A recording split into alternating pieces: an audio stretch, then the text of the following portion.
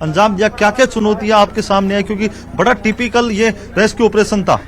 चुनौतियाँ तो शुरू से ही आ रही थी हमारे साथ में कि जैसे हमने स्टार्टिंग में आप लोगों को बताया है कि जैसे शुरू में बच्चे को जब हमने प्लान ए के तहत निकालने की कोशिश किया तो जो हमारा जे हुक था वो बच्चे के कपड़ों में फंसा, कपड़े कमज़ोर होने की वजह से वो हम कामयाब नहीं हो पाए। और बच्ची जहाँ फंसी हुई थी वो जो बोरवेल है, हमने जब अभी नीचे जाके हमने देखा तो बोरवेल जिस जगह बच्ची फंसी हुई थी उसी जगह से टिल्ट हो रखा था, इसलिए वो मिट्टी के साथ उसका बॉडी नीचे गया और मिट्टी और उसके जो कपड़े थे उनके साथ वो एकदम फिक्स हो गई।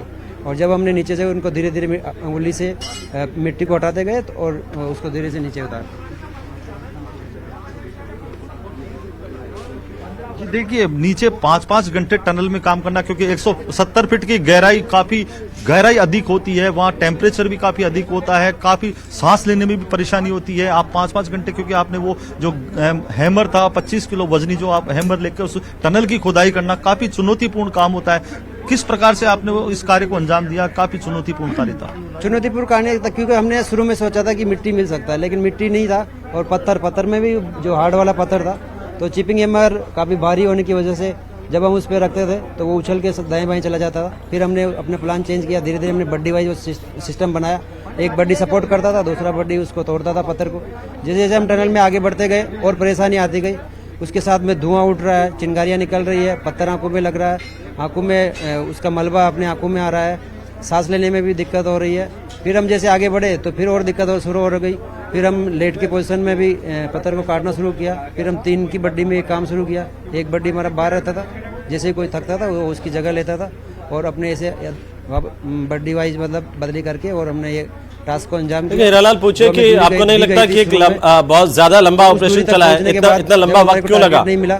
फिर कई एक्सपर्ट आए, उन्होंने उनके दिशा निर्देश में फिर हम कभी दाएं कभी बाएं चलते हुए आगे बढ़ते गए और कभी 11-12 और आपने बहुत एफर्ट्स किए। आपको नहीं लगता कि ये रेस्क्यू ऑपरेशन काफी लंबा हो गया, क्योंकि 10 दिन का समय बहुत ज्यादा है? ऐसी कौन से संसाधनों की कमी आपको महसूस हुई? अगर ये वो आपके पास होते थे तो शायद आप इस रेस्क्यू ऑपरेशन को जल्द अंजाम दे देते।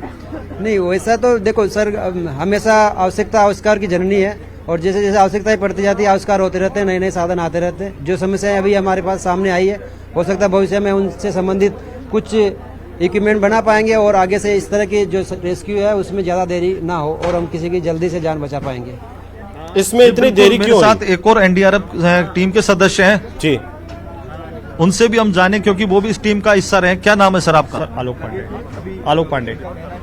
आप बताएं कि जो ये रेस्क्यू ऑपरेशन में जो देरी हुई, आखिर इतनी देरी किस वजह से हुई? क्या कौन सी कमियां थी जिस वजह से ये इतना लंबा समय व्यतीत हुआ? सर देरी का मैं ऐसे बताना चाहूँगा आपको कि इसमें हमारे 1.5 से 2 दिन जो है बारिश की वजह से ख़राब हुए। और जो फिर जब हमने टनल बनाने का काम शुरू किया था तो टनल में क्या है कि नीचे काफ़ी बहुत नैरो स्पेस था। तो नैरो स्पेस में क्या है कि एक ही रेस्क्यूअर काम कर पा रहा है। जब हमने थोड़ा टनल बढ़ा ली तब बडी वाइज रेस्क्यूअर्स काम कर रहे थे, तो अब भी लेट कर काम करना पड़ रहा था। और जो रॉक था वो बहुत सॉलिड था, जिसकी वजह से जो है काम करने में बहुत कठिनाई आ रही थी और रॉक जो है टूट नहीं पा रहा था। तो रॉक को तोड़ने के लिए हमारे पास जो भी मतलब इक्विपमेंट्स वगैरह थे हमने सभी यूज़ किए। उसके बाद जैसे तैसे हमने किया है, but heads off to the commanders और क्या कहते हैं एडमिनिस्ट्रेशन, जिन्होंने हमारी लगातार हेल्प की और हम ये काम को अंजाम दे पाए। आपको लगता है कि कुछ और हाई टेक्निक जो इक्विपमेंट है वो भी आप लोगों के पास होने चाहिए? इस प्रकार के जो डिजास्टर होते हैं तो उन इक्विपमेंटों की जो महसूस होती है आपको आवश्यकता? सर ये हाई टेक्निक और जो आप इक्विपमेंट्स की बात कर रहे हैं सर, ये इस तरीके के इक्विपमेंट्स हमारे पास होने चाहिए। और हाँ, और उधर तो आप सर उधर ही ले लीजिए, उधर ठीक रहेगा। तो ये एनडीआरएफ टीम के जो सदस्य थे उन्होंने बताया कि किस प्रकार से उन्होंने इस रेस्क्यू ऑपरेशन को अंजाम दिया। अगर हाई टेक्निक इक्विपमेंट इनके पास होते तो शायद ये रेस्क्यू ऑपरेशन और जल्दी कंप्लीट हो चुका होता, लेकिन फिर भी 10 दिन का जो समय लगा वो कहीं ना कहीं जो हाईली इक्विपमेंट है, हाईली टेक्निक इक्विपमेंट है, उनकी जो कमी है वो जरूर महसूस हुई। तमाम जो चुनौतियां इनके सामने, कभी बारिश भी इस पूरे रेस्क्यू ऑपरेशन में बाधक बनी है। जो नीचे 170 फीट गहराई में जो है 170 फीट गहराई में जो हार्ड स्टॉक जो मेरे साथ कुछ टीम के सदस्य और हैं जिन्होंने इस रेस्क्यू ऑपरेशन को अंजाम दिया है, उनसे भी हम बात करेंगे किस प्रकार से ये पूरा रेस्क्यू ऑपरेशन चला है। सर पहले जब वहाँ से हमारा वो प्लान ए सक्सेस नहीं हुआ तो प्लान बी के तहत हमने टनल खुदवाई है। इसमें हमको 152 फीट के बाद पूरा पत्थर था और पत्थर इतने टाइट थे कि लगभग 1 फीट पत्थर खोदने में 4 से 5 घंटे लग रहे थे। फिर उसके पैरेलल हमने 4x4 की सुरंग बनाई 11 फीट की, जिसमें कि चेतना के पैर थे और चेतना लगभग 3 फीट ऊपर थी। फिर वहाँ से हमने 3 फीट ऊपर बनाई टनल, जो कि बहुत ही सख्त और हार्ड थी, लेकिन हम लोग चुनौतियों से लड़ने के लिए एकदम तैयार रहते हैं और सकुशल बच्ची को हमने बाहर निकाला। आप लोग जमीनी स्तर पर काम करते हैं, सारी तमाम जो चुनौतियां आती हैं उनका आप डटकर मुकाबला भी करते हैं। आपको लगता है कि कुछ हाईली इक्विपमेंट ऐसे होनी चाहिए, ऐसे उपकरण उच्च गुणवत्तापूर्ण होनी चाहिए जिसकी वजह से आपको और अच्छी सुविधा मिल सके? जी सर, इसके बारे में हमारे सर बताएंगे आपको। Thank you. तो ये उस टीम के मेंबर हैं, उस टीम के सदस्य हैं जिन्होंने इस ऑपरेशन को अंजाम दिया है। लगातार इन्होंने 10 दिन तक, चाहे बरसात आई वो जो नीचे हार्ड स्टॉक आई थी जो जिसको काटने में इनको इतना समय लगा है, काफी चुनौतियां इनके सामने, उन चुनौतियों का इन्होंने डटकर सामना किया है। अब मैं तस्वीर में दिखाना चाहूंगा, ये जेसीबी मशीन की सहायता से उस गड्ढे को भरा जा रहा है। जो मिट्टी इस गड्ढे से निकाली गई थी इस पूरे ऑपरेशन को अंजाम देने के दौरान, जो एक पैरेलल 170 फीट गड्ढा खोदा गया था, आप तस्वीरों में देख सकते हैं। इस जेसीबी की मशीन से उस गड्ढे को भरने का कार्य शुरू हो चुका है। तमाम जो अधिकारी हैं वो लगातार ये बीडीएम अस्पताल यहाँ से कितना दूर है? काम में जुटे हुए हैं क्योंकि बीडीएम जिला अस्पताल यहाँ से कितना दूर है? कितना वक्त लगेगा जब कोई मेडिकल बुलेटिन आएगा इस बच्चे को लेकर के? जी बिल्कुल, यहाँ जिस जगह ये मौका स्थल है वहाँ से 10 किलोमीटर दूर कोटपुतली का बीडीएम जिला अस्पताल है। वहाँ उस एम्बुलेंस के जरिए बालिका को लेकर गए हैं। उसके बाद वहाँ मेडिकल एक्सपर्टों द्वारा मेडिकल टीम जो पहले से तैनात कर दी गई थी वो अलर्ट मोड पे थी। जैसे ही बालिका अस्पताल पहुंचेगी मेडिकल टीम द्वारा उसका क्या एक तरह से ये विफलता है, पूरे सिस्टम की विफलता है कि यहाँ पर डॉक्टर भी नहीं बुलाया गया? उसके बाद उसके स्वास्थ्य की जानकारी क्या प्रशासन पहले ये मान चुका है कि यहाँ पर एक हाईली डॉक्टर होता, एक हाईली क्वालिफाइड टीम होती जो यहाँ की जांच यहीं पर हो जाती, 10 किलोमीटर और ज्यादा नहीं जाना पड़ता?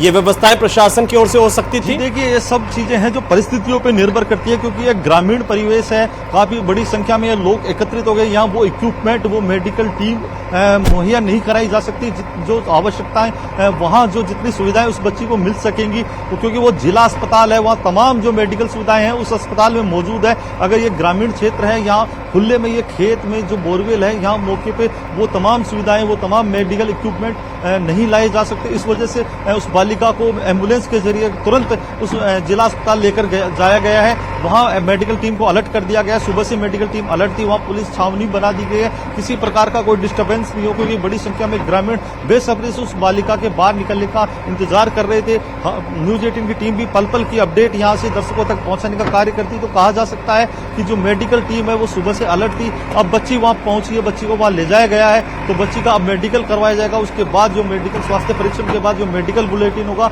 वो विशेषज्ञों द्वारा, तो क्या वो भी इसी तरह से 10 दिन तक जैसे रेस्क्यू ऑपरेशन चला है उसके बाद ही आराम से उसकी रिपोर्ट डिक्लेयर की जाएगी? मिल पाएगी। कोई प्रशासन में किसी तरह का कोई कोऑर्डिनेशन, कोई सामंजस्य है कि नहीं है? हर कोई ये जानना चाहता है कि बच्चे की कंडीशन क्या है। जी बिल्कुल, देखिए पिछले 10 दिन का बहुत लंबा समय होता है जब बच्ची 23 दिसंबर की दोपहर को बोरवेल के गड्ढे में गिर जाती है। स्थानीय स्तर पर उसके परिजनों द्वारा उस बच्ची को बाहर निकालने की कोशिश की जाती है, लेकिन वो इसमें असफल होती है। बच्ची का हाथ फिसलने की वजह से बच्ची और गहराई में चली जाती है। इसके बाद एसडीआरएफ, एनडीआरएफ की टीम पहुंचती है, जिला प्रशासन के अधिकारी पहुंचते हैं, रेस्क्यू ऑपरेशन शुरू किया जाता है और प्लान एग्जीक्यूट किया जाता है। और जुगाड़ू टेक्निक के सारे उस बच्ची को बाहर निकालने का जो कोशिश है वो 3 दिन तक चलता है। जब उनको लगता है कि